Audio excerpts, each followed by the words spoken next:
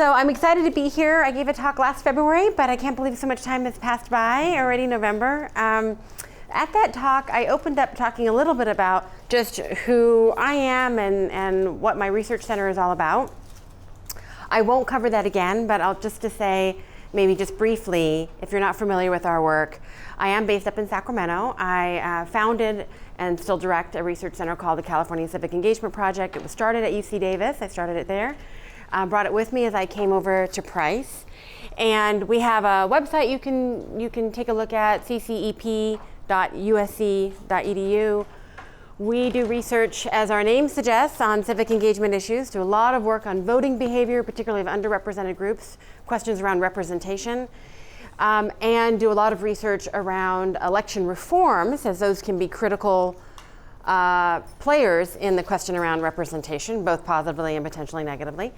In our work, we work with, so our research is really, we conduct our research to inform efforts aimed at increasing civic and political participation, with both, as that can inform both policy folks as well as on the ground efforts that are working to improve the quality of life of Californians. So we see, of course, civic engagement, political behavior as intimately interconnected with a whole host of social and economic outcomes for communities. So that's why we do our work.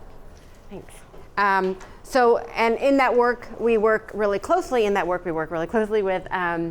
policymakers at the state level, at the local election official level, certainly with other academics, and of course, also with folks, as I said, on the ground. So lots of statewide and local advocacy groups use our research, or we partner with to help get the word out and educate folks. So I'll just leave it there, but if there are any questions later, let me know. And even though I will run off a few minutes before 1 for that interview, I'm happy. I'll be here till Thursday morning, Thursday early afternoon. So if anybody would like to connect, just shoot me an email, and happy to talk with anyone. I'll be free, I think, after 2 o'clock today. If you're around, let me know if you want to connect. Okay, so the title of the talk on the advertisement that you got out, that was sent out to everybody, said voting is changing. So that was my little hook to get you. It is changing. It will never be the same again if we want to be even more dramatic in California. That's actually not an understatement. And I'm going to talk about how it's changing, but really specifically, I'm going to talk about one particular election reform. We've had a number of election reforms over the last few years in California, and just about all of them we've done research on, my center's done research on, or will be doing research on. But one absolutely critical election reform that is now coming in 2020 to LA as well is called the California Voters' Choice Act. Anybody familiar with that already? Raise your hand if you are. Okay, you will be voting under this system. That's good for many reasons you came today. So we've had election reforms like automatic voter registration, you may have heard, conditional or same-day voter registration, pre-registration for 16 and 17-year-olds, a whole host, right, of things. The California Voters' Choice Act is it's a model that a county can choose to adopt into or not. But if they adopt the model, which I'll explain in a moment, they adopt all aspects of it. There's no pick and choose sort of part to it. And it is fundamentally the largest change that we've ever seen in our electoral system. Many positives, combines a number of election reforms that we've seen across the country, but in its own California twist. Okay, so the Voters' Choice Act was adopted in 2016, could first be implemented, or counties could choose to adopt it in 2018. There were 14 counties written into the bill that had the option of adopting. 5 ended up adopting, and those are your darker counties, so Madera, Napa, Nevada, San Mateo, and Sacramento, where I'm based. And then beginning in 2020, any county could adopt it. There's one exception. LA County could adopt it, but they adopt their own version of it until 2024, which I'll explain. But first, let me just cover what the model is for everybody else. And you'll see that now, and I think we've set now, there's no other counties that are going to be announcing. We've actually got a total of 15 counties, 5 from 2018, 10 new. So 15 out of 58 sounds small, but it works out that that's actually now 50% of the state's registered voters, because Orange County and LA are both part of that 15, okay? So what is the Voters' Choice Act? Simply is, Every registered voter in a county that adopts it, remember you have to take the whole model, gets a vote by mail ballot in the mail, whether they were signed up permanent vote by mail or not. Now everybody gets a vote by mail ballot, right? You're registered, you're going to get it. Now you have options in terms of using that ballot. You can put it through the mail like you always have, or maybe for the first time if you've never done it before, and it goes through the mail. Or if you want to drop it off, you can drop it off at any newly established vote center. We're moving from polling places to vote centers. I'll explain that in a second. Or any newly established drop box for vote by mail ballots. So you can drop it off at a vote center, or you can drop it off at a drop box. If you want to vote in person, how many people here vote in person? At least somewhat regularly. A lot of you. Okay. So if you want to vote in person, you will no longer have, in LA County as one that's adopting, and any county that is adopting, you will no longer have your neighborhood polling places. Neighborhood polling places were 1 for every 1,000 registered voters. Now the ratio is much larger. So for the state as a whole, not LA, state as a whole, it'll be 1 for every 50,000 registrants if it's 11-day vote centers. And then 4-day vote centers are 1 for every 10,000. So instead of on election day 1 for every 1,000, it's 1 for every 10,000. But as you can see, they're open longer. So instead of just election day, you can early vote up to 10 days plus election day, 11 days. And you can go to any vote center in your county. You're no longer married to your designated polling place. And a big plus of that is voter convenience, but also should greatly, and we've already seen this in the 5 counties that adopted last election cycle, greatly reducing the provisional ballots, right? Somebody going to the wrong place and they have to give you or issue you a provisional ballot. So you can mail your vote by mail ballot, you can drop it off at a drop box or a vote center, you can vote in person now at these new voting centers that replace neighborhood polling places, and you can do it up to 11 days. And you can go to any single one. Yeah. Oh, that's a good question. So we used to call it absentee, and the name changed 10, 15 years ago. So we call it vote by mail. It's the same thing. You get a ballot in the mail. Yeah. California, over the last 15, 20 years, has just opened up the process. Those who could use, you no longer needed an excuse. Then you could actually sign up for permanent vote by mail, so you didn't have to ask for it every single time. We've just opened. Many states don't have vote by mail, or if they do, it's still no excuse. It's a spectrum of what that looks like in different states. And now we've moved on to the Voters' Choice Act. For those that are adopting it, everyone gets mailed one, right? And of course, if they vote in person, they have to surrender their vote by mail ballot, so you can't vote twice. And you can register at a vote center up to election day. So we have a conditional voter registration, that law here in California, which has been, until this most recent election cycle, has been a lot more restrictive than other states. So you could register up to election day, so past the voter registration deadline, but you could only do it at your election office or a designated satellite, which most counties don't have, or they're kind of few and far between. So it's conditional, not really same, Under the Voters' Choice Act, you can go to any vote center and register up to election day. The technology is there, they can look you up, they can verify and allow you to register. You couldn't do that in polling places. It still was just the elections office and a satellite, but a new law was just passed. So for 2020, now all polling places across the state you'll be able to register up to election day, So the Voters' Choice Act lost its edge there on that one, because everybody will be doing it. So if you choose to go to a vote center, you have more services available to you. So you have assistance with language assistance, you have conditional voter registration, as I said, accessible voting machines, and so forth. And I already talked about that. So LA County's model differs until 2024. The primary way that it differs is that not everybody will get mailed a vote by mail ballot. Still, it'll be only those that have requested it or signed up as permanent vote by mail. Those registered voters will of course get their ballots, as they always have. But until 2024, so starting for 2020, everybody else will not get mailed a vote by mail. A registered voter will not get mailed the vote by mail ballot. Make sense? So no mailing, and then as part of that compromise, when it went through the legislature, the ratio was adjusted so that there'd be more vote centers. So not everybody's getting a vote by mail ballot, but there are more vote centers. Make sense? Okay, and I think I have a slide up here. Okay. So some other things to note in LA is obviously larger, right? just to mail everybody a vote by mail ballot, and I'm not advocating either way for this, but the registrar cited that it would be incredibly expensive to mail everybody a vote by mail ballot, and the fact that LA County still had very low, by far the lowest of any county in the state, vote by mail use rates prior to this adoption of this model. Very few people were using vote by, or much smaller numbers of people, I should say, were using vote by, much smaller percentages, because it's LA, percentages of voters were using vote by mail. And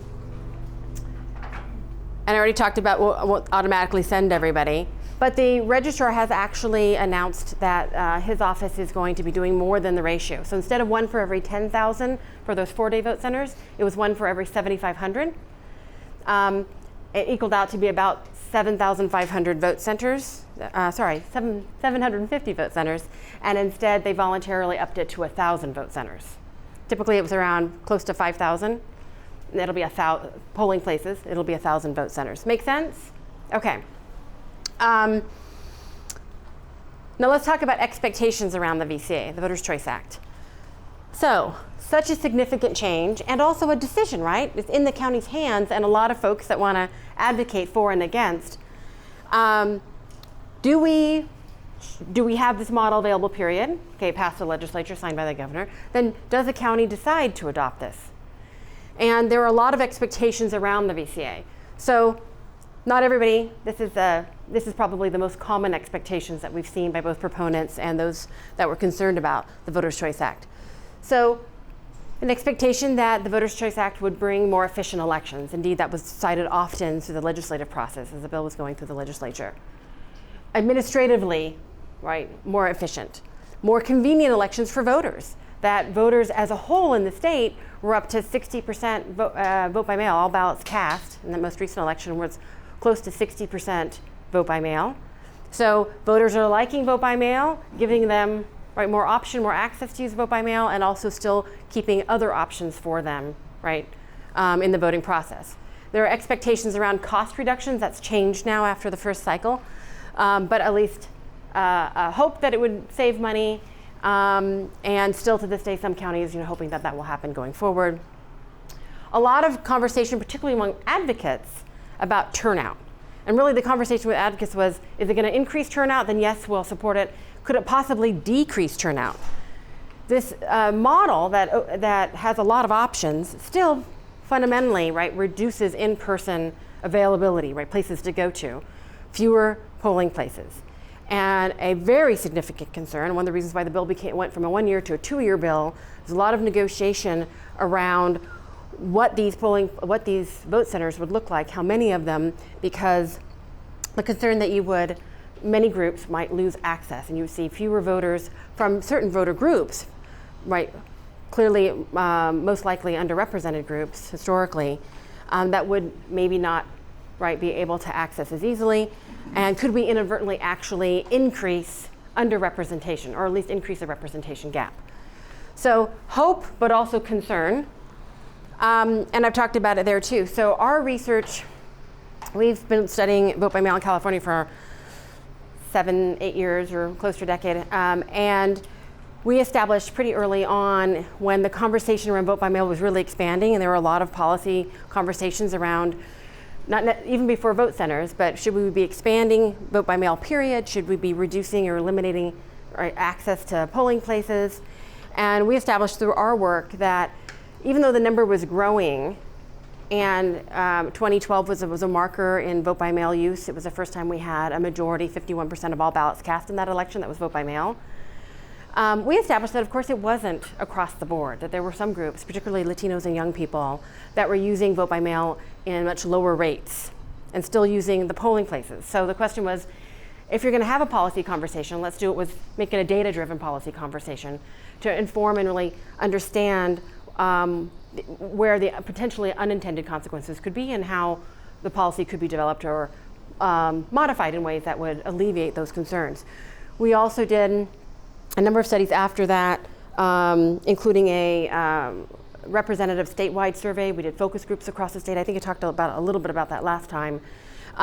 Looking specifically at underrepresented groups, the statewide survey was across the board, and we also identified some significant concerns among underrepresented groups about what this model would be.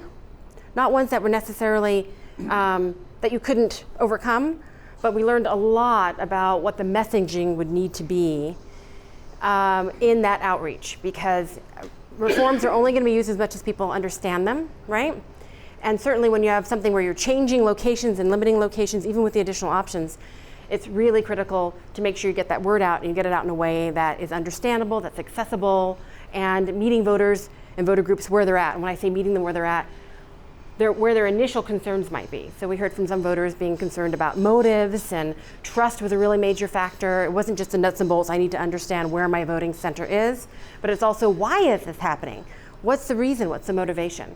And that was a key part as we went forward in our research and disseminated our work, is to emphasize the importance of trusted messengers and understanding, having honest conversations with communities, not just coming in and talking about the nuts and bolts and leaving, but coming in and talking about their concerns, right? And that trust factor as a critical way, maybe the only way to be able to get over some concerns people have, right? So that it's successful. Okay. So I'm going to talk about elements of 2 studies we've done post VCA being implemented in 2018. The first one is a qualitative study produced by my research center, the CCEP. And the second one is a quantitative look at the voter turnout. And this is a paper, and we're going to continue to do work on this, by myself, Eric McGee at PPIC, Thad Kauser, who's the chair of the political science department at UC San Diego. Okay, so just a tiny bit about this study. The Irvine Foundation, we've done a number of research projects with them. They've been very wonderful partners. They came to us and asked us. We've done a lot of work on the anticipation of vote centers in California, a lot of research around vote by mail, why people choose vote by mail, why people choose polling places. And they wanted us to then now also look at the implementation process itself. So we did a number of studies. This particular one is on the implementation study. The implementation of the VCA in 2018 in those 5 counties. Make sense? Okay. So the simple goal is to inform the implementation in 2020, both from the counties that already went, they can learn from each other, learn from this research, and certainly the new counties that are adopting and going forward beyond that. We expect that more counties will adopt. We don't know at what pace, but probably past 2020. The advisory committee that we established is made up of both election officials and advocates, both at the state level and also at the community level. You may be familiar with some of these folks, but you have representation from the Secretary of State's office. Your registrar, Dean Logan, is on this advisory committee as well. Okay, so as I said, qualitative. So we did 40 confidential in-depth interviews with election officials from VCA and non-VCA adopting counties, statewide voter advocacy groups, local community groups, other stakeholders. Basically, the election officials in some way, if they weren't an adopting VCA county, they were in some way involved in implementation statewide or in the conversation, right? So they were leaders in this.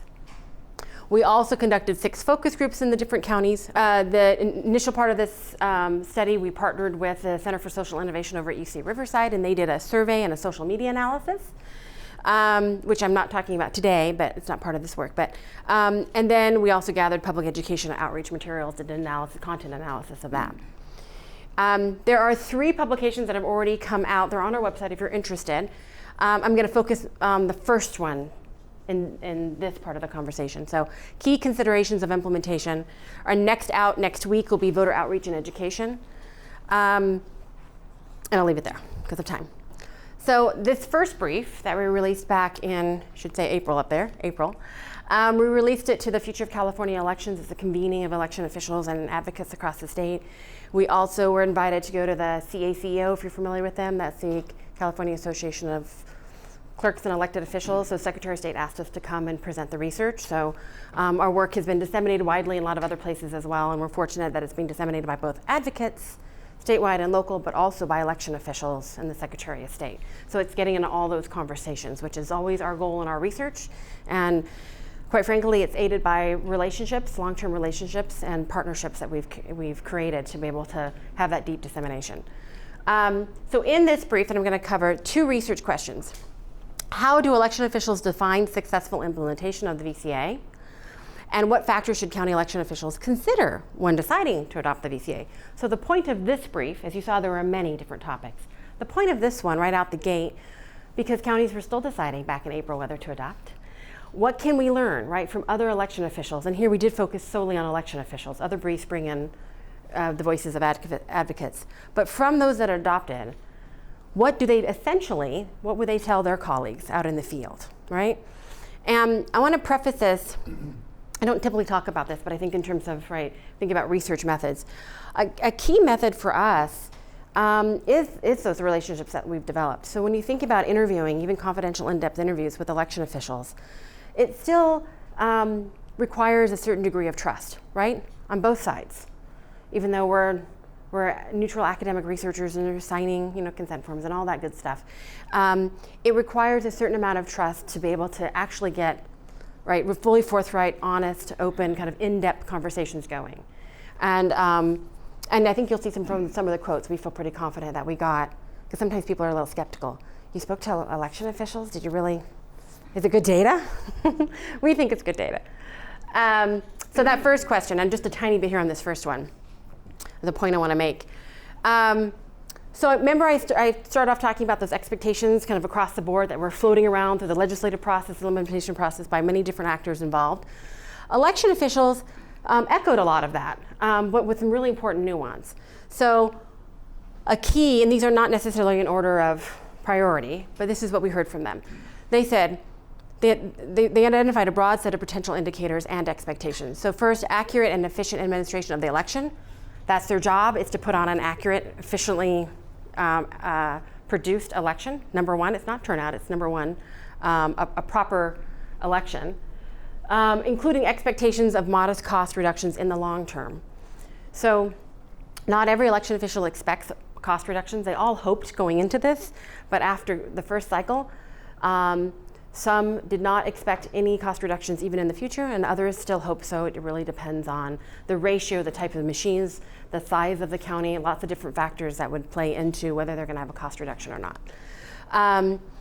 Another key expectation was reduction in the use of provisional ballots. So increased use of conditional voter registration, same-day voter registration. People come in, we get more people registered. We also eliminate those provisional ballots that I already talked about. This was a big, big factor. Election officials also talked about increasing, I'll skip over here, to voter turnout. But really nobody expected voter turnout right out of the gate. Increased voter turnout. When we really sat down to talk to them, some of them publicly talked about it, in terms of kind of a hopeful context. We hope this will increase it. Board of Supervisors, please support us. We hope we'll get an increased turnout. But when I'm talking to them, post implementation, they honestly said that they didn't really expect turnout. I think one or two told us that they were hopeful that would happen as we go forward, but they also understood very much that it's difficult. Another reason why not to expect it, it's very difficult to understand like a causal impact. Where sometimes in the media and the public, it's difficult to explain how we can't look at just one election cycle and make a causal connection. Registrars understood that there's many, many factors involved, including other election reforms that are being implemented at the same time, and how are we going to actually be able to track that? Now, in reality, we still heard election officials talk after the election, about the big numbers that they saw, that all counties saw in the state. But in a more nuanced conversation, they said that wasn't something that they necessarily expected, but it would be a wonderful thing, of course, if it happened. Nobody didn't want to see increased turnout. And they expected to be engaging stakeholders. The degree of engagement varied by the history of the election registrar, how comfortable they were already with that engagement, the types of relationships they already had established, the types of resources they felt that they had to be able to give over to this process, the types of stakeholder groups that were already at the ready or were not at the ready, for them to work with. But they expected to engage, to lay out an effective outreach campaign, but it varied what that actually looked like. Okay, so number two. Now to what factors should county election officials consider when deciding to adopt the VCA? So basically, what would they tell their colleagues and others, right? What did they? So they provided a number of suggestions for their colleagues, including significant investment. I'm going to work through these in detail. Come on in. Significant investment of time and resources. It's going to take a lot of work. Preparation of election operations and preparing that. Sit wherever. Yeah. Collaboration with stakeholders through the whole process, early on in developing what's called an election administration plan, which has to be submitted the year prior, December prior to the election, all the way through the outreach phase up until election day, right? And understanding voter experiences. And we heard a lot from election officials around their goal to seeing better, improved voter experiences. But again, what that looked like and the degree of emphasis varied, right, across counties. Okay, so let me break this down a little bit. So on significant investment of time and resources, successful implementation of the VCA, we heard, requires a major investment of election staff throughout the entire implementation process. As one official explained, and here we, in terms of our methodology, but actually our translation of the research, right, into applied research, we felt that it would be particularly important and powerful if we use a lot of quotes throughout all of this work. So election officials can hear the direct quotes of their colleagues, and we found that that has been really helpful. Helps us in terms of providing a fuller picture, but also I think it helps in terms of, and I say this to my colleagues here, I don't normally get into this, but sometimes there can be skepticism, certainly, of research that is done, interpretation of research. But when you use direct quotes, right, I think it allowed folks to be able to hear those voices. So plan ahead, allocate resources for voter education, allocate resources for vote centers, allocate resources for technology and different systems. The human side of the equation and the technological side of the equation are very important in terms of resource allocations. Another election official advised, if they're going into this thinking it'll be easier, that it will take less time and cost less money, they are destined to consider this a failure, the adoption. If they see it as something that is a tremendous amount of work that requires significant time to develop and deploy and implement, and that work is rewarded through, this was the one person that was hopeful, through increased turnout and a more convenient and accessible process for their customers, then I think it'll be successful. So a little bit more here. So the time it takes to involve community partners is quite substantial, right? Includes community engagement in both the planning phase, as I mentioned a moment ago, also the voter outreach phase. And as one election official advised other counties, they said, a clear expectation of the time and resources that are needed to do the level of stakeholder engagement that is both required in the VCA, what is necessary specific to your particular community. So preparation of election operations. So managing logistics and security around the vote by mail collection process, right? Huge. Securing the voting equipment itself, particularly with the use now of Wi-Fi, because how do counties that adopt this, right, how are they able to provide same-day voter registration? It's right through being able to connect through the internet to do that. Managing the check-in process at vote centers. So now you go and for almost all counties, you check in some way, and then you get in the line that you need to get into if you're going to be registering for the first time, or if you're going to be voting, you get in that line. That check-in process is absolutely critical in terms of making sure you have enough staff there, you don't have any technology issues, and I'll talk about lines in a moment. So all critical components to ensuring an effective stage, right? And then also signage. It was really, really critical. We couldn't have heard enough about signage over and over again from everybody that we talked to, that something as simple as signage, when you think you got it covered, particularly because of the change, right, in locations, people were looking for, where is my new location? How do I get into that new location? Oh my gosh, where do I park to get into that new location? Over and over and over again, and a lot of voter frustration could come from just simply inadequate signage. So preparation of election operations. So another election official explained, how you manage the check-in process at a vote center is going to be key to making it a positive experience for the voter. Don't cut yourself short on number of check-in lines or stations that you would have. And again, these are all things that happened, right, to varying degrees to election officials. They might seem like no-brainers, but this is a very significant change, right? And understanding the planning around it is quite intricate. So collaboration with stakeholders. So every election official that we spoke to said that collaborating with stakeholders was absolutely important to their job, right? With or without the VCA. But particularly under the VCA, there was a recognition of that. But again, exactly what that would look like or the resources that they had available to do that, right, would vary. And we have details in the reports about this. I'm just giving you highlights clearly. So beyond simply meeting the requirements a LAC and a VAC. Those are committees that were established by the VCA for language access and access for voters with disabilities. And every county under the VCA has to have both of those.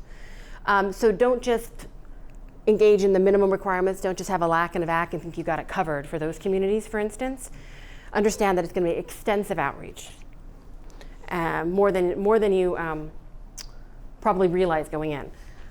So again, under collaboration, one election official described the benefits to working with community advocacy groups. So make sure they get everybody on board that they can, whether it's advocacy groups or agencies out there that can help them.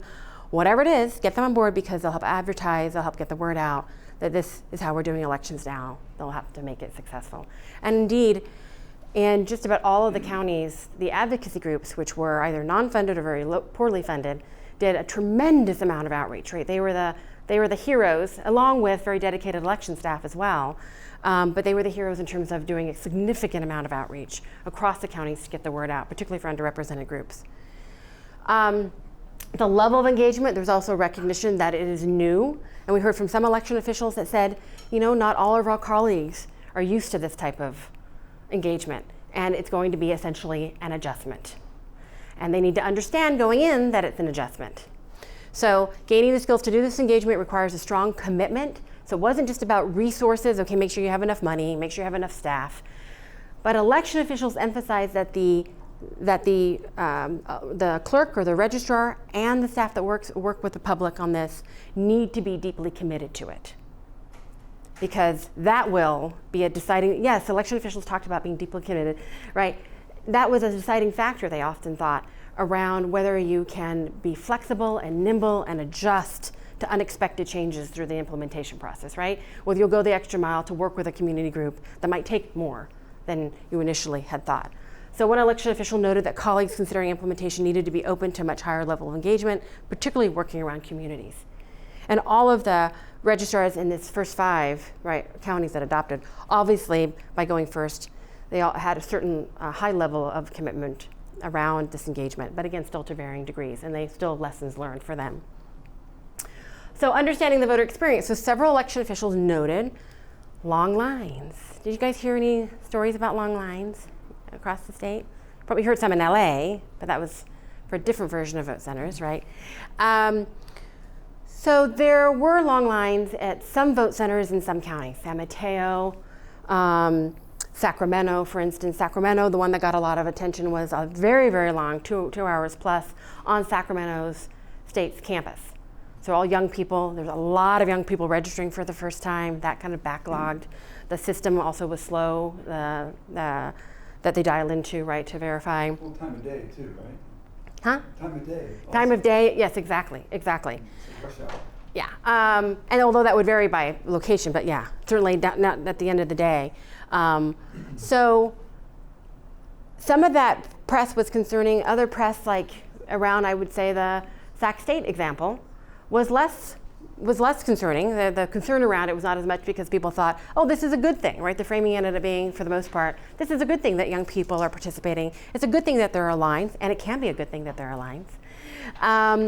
But not so much, not a lot of conversation around kind of what produced those lines. It depends on what you looked at. So improvements did need to be made to the vote center operation so that lines don't discourage anyone from participating, right?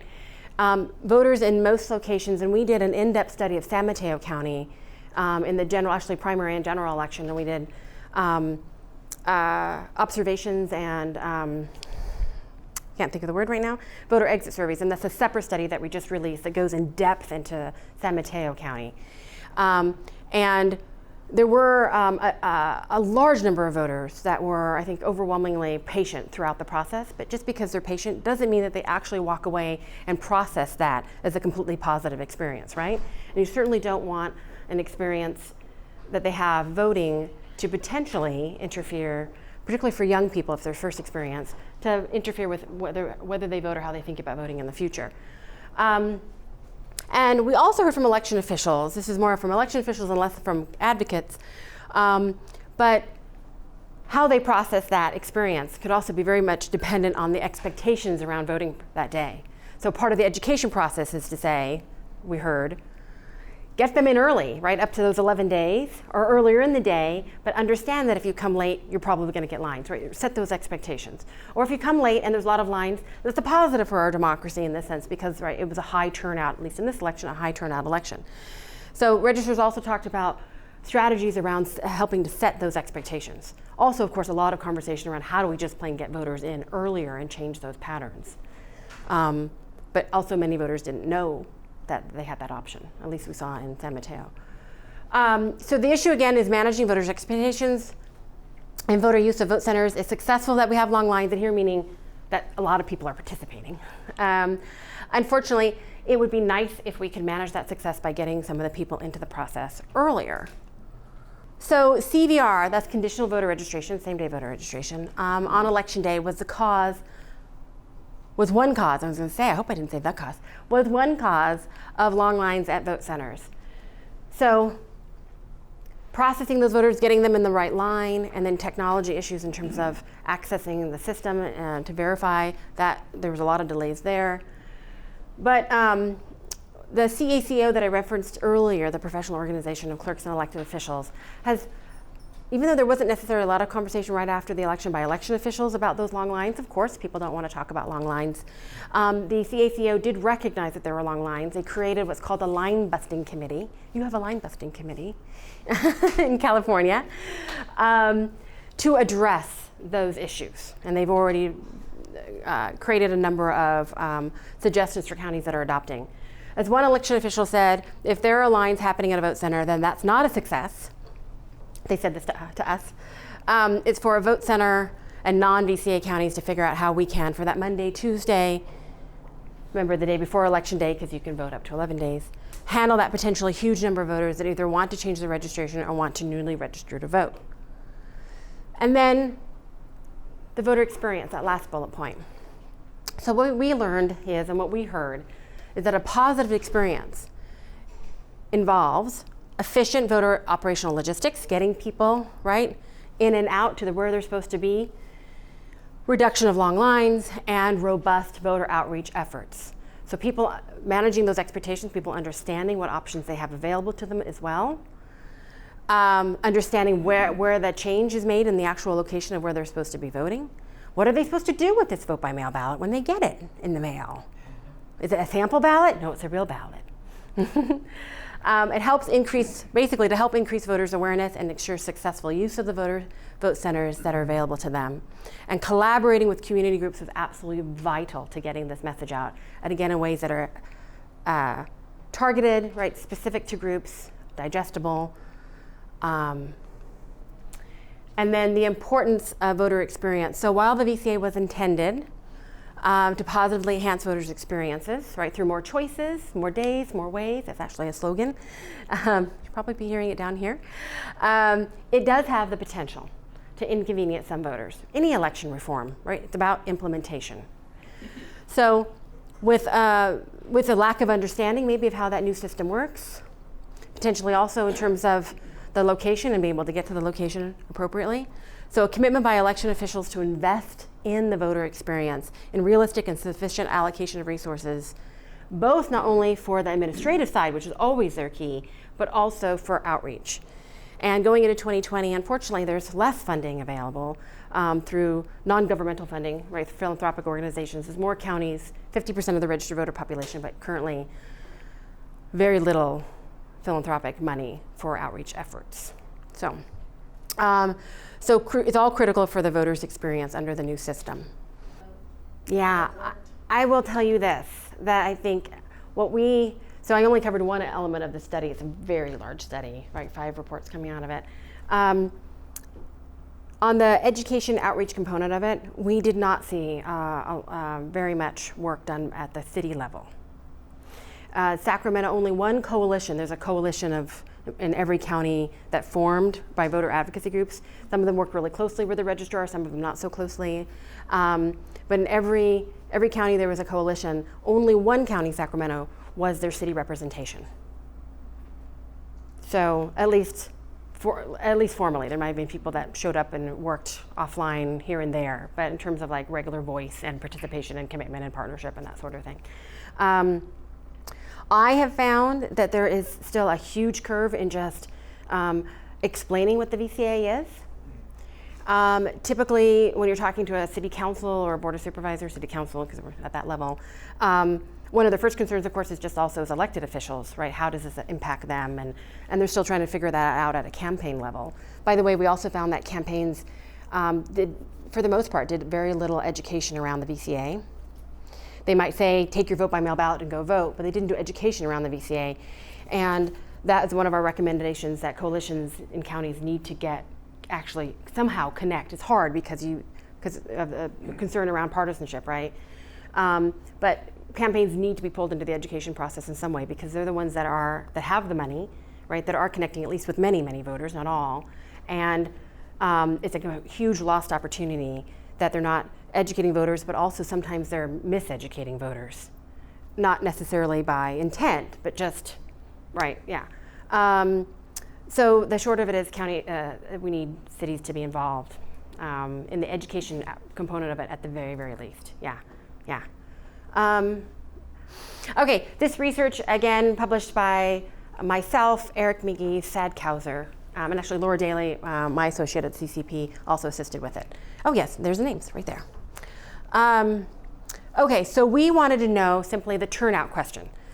So we had spent months, right, cautioning folks in terms of talking about turnout when they saw those first results, not making a causal connection because we can't, for the many reasons we haven't even covered here in context of the election and so forth. But we wanted to see if we would be able to, in attempting this, be able to say something, very heavily qualified, very cautious, be able to say something.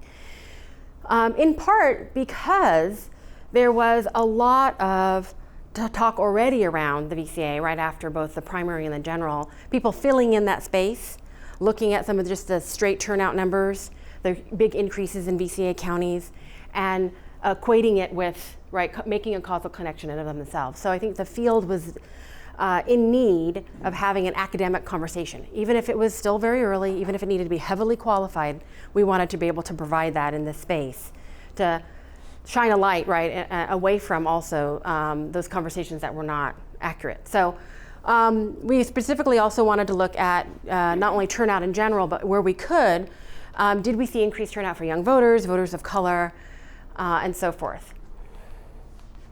Okay, so VCA counties, and this is with our data, the eligible voter turnout, that's a turnout of the population that is adult citizens, whether registered or not, just eligible to vote.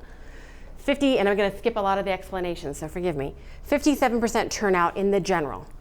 Non-VCA counties, 52%, right? Lower. VCA counties saw a big increase, 18 percentage points over 2014, the most recent comparable election. Sounds pretty good, but you all know that, first off, long-term patterns. On average, and most of the VCA counties, on average together, most of the VCA counties already had higher turnout than other counties in the state. So just because they have higher turnout, right, Sacramento had really high turnout in and of itself, right, doesn't tell us anything. The fact that VCA counties had a big jump in turnout itself doesn't necessarily tell us anything, because the state overall in every county had near historic levels of increase in their turnout rates. With me so far? And with lots of media conversations and conversations by leaders, elected leaders, that would point to these big numbers and, if not directly, at least indirectly, say that the VCA worked because of turnout. And it may, right, very well, it may have very well, but not with these data, right? These were ill-informed conversations. And then, of course, campaign and election dynamics that play heavily into turnout in any given election. So really quickly, forget about all this, I'm just going to show you the number for the 5 VCA counties together. We did diff and diff and a number of different analyses, all laid out in the report. So there's that 18 percentage point difference for VCA counties. This is for all other counties, non-VCA, 15 percentage points. That's a 3 percentage point higher difference, right? We looked at this descriptively, and we also did a statistical analysis, as I said. If you look at, and that was general, so I'll just look at general here. if you look at young voters, age 18 to 24, 17 for all VCA counties, 10 for all other counties, a 6.8 percentage point higher for young people in VCA counties. Latino voters, the difference, 3.8 if you follow me. Asian Americans, 4.0. I will say, and again I'm skipping a lot of the information here, but we heavily qualify, so essentially the population size, particularly for Asian Americans, is just too small to have any level of confidence. We report the data, but then we walk back, right, discussing what is reliable and what isn't, and what's statistically significant. So our conclusion, Voters' Choice Act increased turnout overall of about 3 to 4 percentage points. And depends on if you're talking about the general or the primary, or primary in general.